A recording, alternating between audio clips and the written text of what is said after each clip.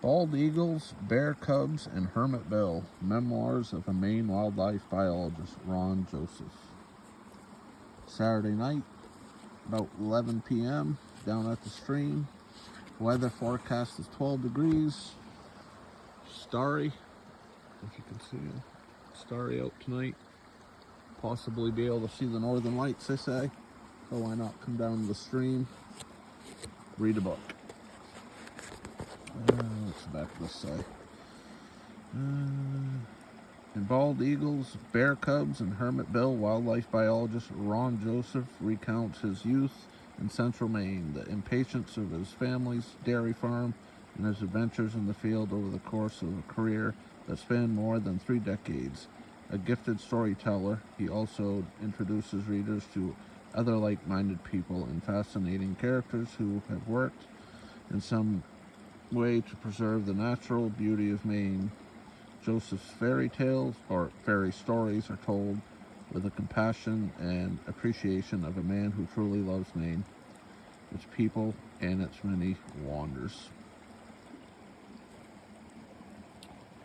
Oh, he grew up in Oakland, Maine. Good Axtown.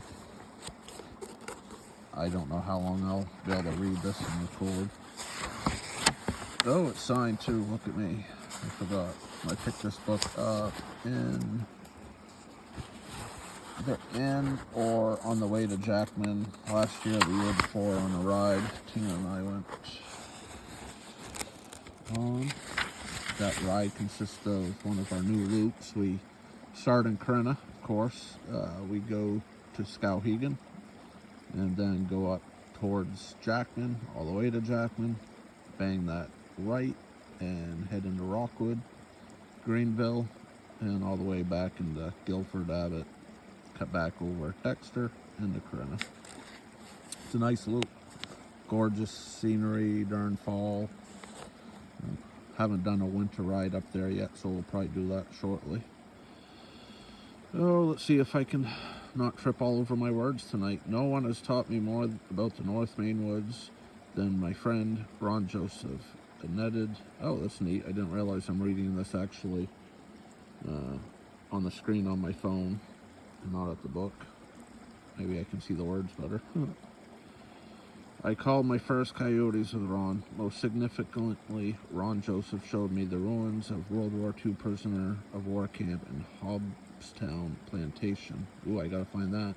And told me the story of the escaped German POWs, not all of whom were recaptured, an incident recounted in this book. Oh, I'm intrigued.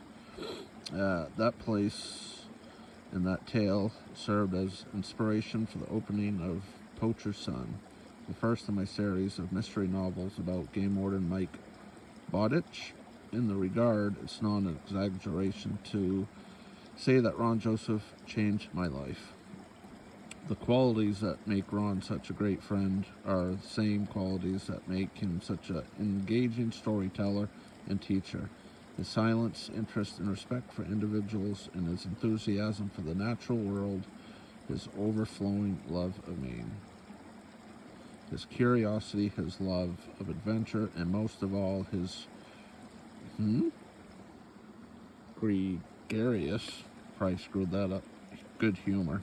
Ron grew up among Lebanese and French immigrants in the mill town of Watersville, another good Axtown.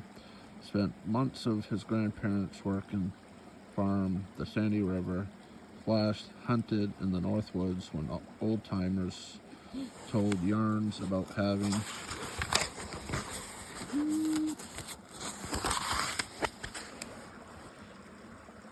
glimpsed the last woodland caribou. He spent his working life roaming across the entire state as a field biologist, learning about the people and the communities as much as its flora and fauna, whatever that means. To me, Ron serves as a living connection to Maine that recedes ever further into memory each year. His nostalgia is for a place, I screwed that word up, he experienced firsthand. Ron slept and ate in logging camps with French Canadian lumberjacks who had ridden logs down rivers. He was there for the first moose tagging station a crowded carnival in Greenville when the state reinstated annual hunt. He knows so much about the eagles because he has climbed up to their nest. I wonder how the eagles like that. Ron embodies the truism that is to be a good storyteller. The first must be a good listener. As a wildlife biologist with the Maine Department of Inland Fisheries and Wildlife and the U.S. and Wildlife Service, his work took him all over the state, from Aroostook County potato fields to coastal salt marshes, and as you might expect, it brought him into contact with many eccentric personalities, not all of whom welcome a government employee knocking on their door, I bet.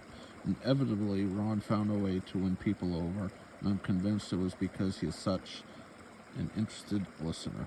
My wife, Kristen Lindquist, and I got to witness Ron working his magic on a Christmas bird count. We were leading the included an abandoned road in a bog where every house in the trailer included a watchdog, if not a no trespassing sign, in the dooryard as we, three strangers with binoculars, wandered around.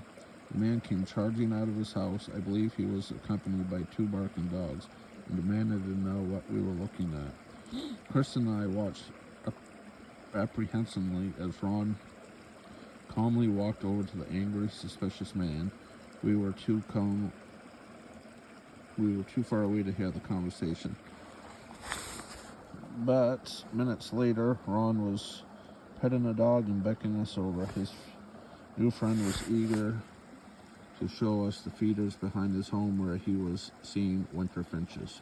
Speaking of feeders, my mom, who passed, and dad, who passed, had bird feeders at their house, and was always intrigued, had fun watching the birds with mom. And about a month and a couple weeks ago, I put bird feeders outside my windows, and just today or yesterday, I forget. If it was today, shortly to be yesterday, I finally had some birds stopping, and it looked like there was a lot of them flying around. Only a few dared to pop their head in, probably because my cat's always hanging around there. I did have the feeders down by the screen porch, which is no longer screened in because of my excitable dogs, but he's got a little perch there and probably was scaring him away. But started to enjoy watching the birds, and can't wait to get all kinds of. I see cardinals in my yard. They just haven't made their way to the feeder yet. They probably haven't found it. But I'm excited to see those. Ooh, it's getting chilly out. Probably should start bringing gloves. I don't know. Cold hands, as long as I'm not using them, don't bother me too much. Put them in my pocket. Oh, I'll tell you, along with the cool air, the stream, the stars, the book, the smell of firewood burning. Oh, it's awesome. Actually, smells kind of sooty. Someone probably ought to clean the chimney. It's not mine. I'm doing pellets. Oh, but it's gorgeous out. You can probably kind of pick up that, almost looks like moisture in there. Almost looks like it's snowing. That's my breath. She's chilly. Alright. I'll read some more of my book for a little bit before I go up. Without the camera rolling. Sorry. Probably don't want to listen to me anyways. I can't multitask that well. So have a great night, folks. Thanks for watching. And if you haven't read it, read it. Read it. Pick it up. It's a good book. Good book. I'm getting cold. I'm starting to stumble over my words. Have a good night, guys.